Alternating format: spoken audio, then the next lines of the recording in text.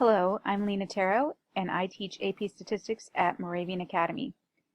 So this summer I've had some time to work on some lessons, and one of the questions that often comes up around this time of year is how can accurate predictions be made based on small samples of 1,000 voters when there are over 140 million registered voters? And I got the idea for this lesson from an article by Margaret Smith that appeared in the Journal of Statistics Education. So before beginning this lesson with your students, I would have them look at these two statements and decide whether they are true, false, or maybe they're not sure whether they're true or false, but to think about these two statements. The first statement is you need to obtain a sample that's at least 10% of the population in order to get a reliable estimate of the population parameter. And the second statement is for large population sizes, the size of the population is irrelevant to the reliability of the sample estimate. What matters is the size of the sample. And in this activity, students will have a chance to decide, after looking at the data, whether these statements are true or false. So this is essentially how the activity works. So you'll notice here I have a table with three different population sizes, 400, 1,000, and 10,000, and we're going to be taking samples of 40, 100, 250, 1,000, and 2,500. And in each of these populations, 40% of the people prefer candidate F and 60% prefer candidate M.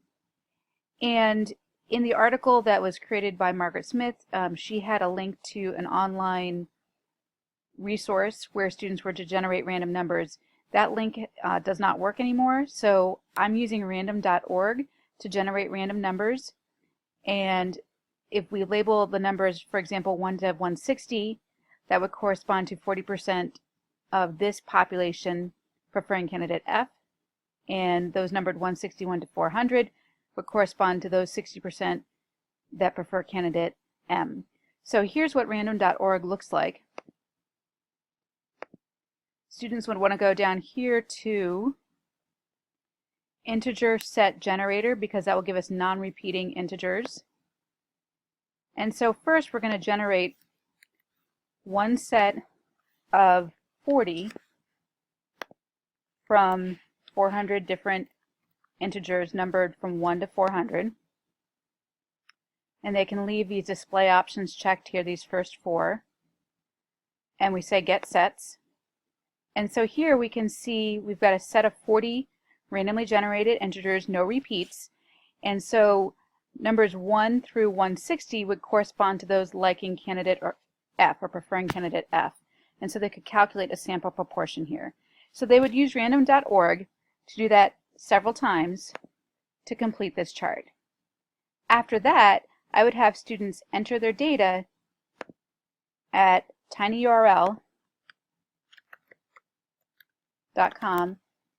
small sample good estimate. Now this is based on a Google form that I created, but students would enter all of their answers to those various sample proportions here, and then I would gather those answers in a spreadsheet like this one, and then you can save this as a CSV file, which I did, and then I imported that into Fathom and generated these dot plots.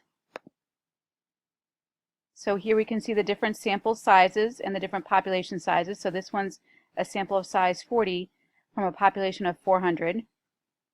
And so here we can see what happens with samples of size 40 when we're sampling exactly 10% of the population and then 4% of the population and so on. They can see where the center of the distribution is, and they can compare the spreads of these distributions. They can also see what happens to the spread of the sampling distribution as the sample size increases. So near the end of my activity, I have questions for students to answer related to this. Now there's two ways you could do this. You could gather all the data from them and create the dot plots like I've shown here, or you could have the students create the dot plots themselves. And one of the tools you might want to use for that is StatKey. And so here's how you can use StatKey for that. So you would go to one quantitative variable, and you can say edit data, and you would delete this data and then paste copy and paste the data that you want to go there. So for example, I could go back to my spreadsheet here with all the results from my students, and I could copy this column and then paste that into StatKey.